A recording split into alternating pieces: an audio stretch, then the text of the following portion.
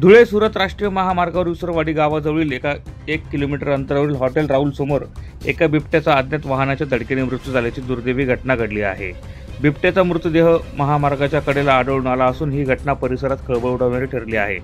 प्राथमिक माहितीनुसार मृत बिबट्या अंदाजे 1 ते 1.5 वर्षांचा नर आहे। तो रस्ता ओलांडत असताना वेगात येणाऱ्या अज्ञात वाहनाने त्याला जोरदार धडक दिली आहे।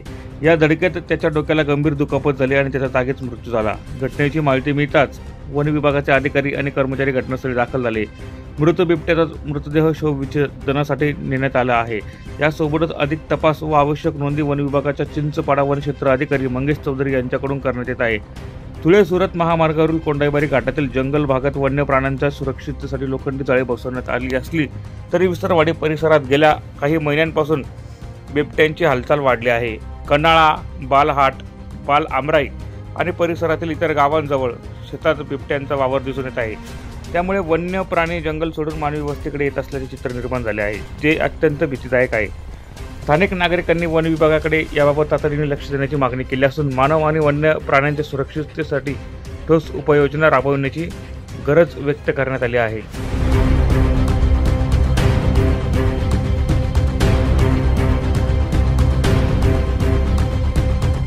प्रतिनिधी शाबीर खाटेक, माझा महाराष्ट्र न्यूज, नंदुरबार।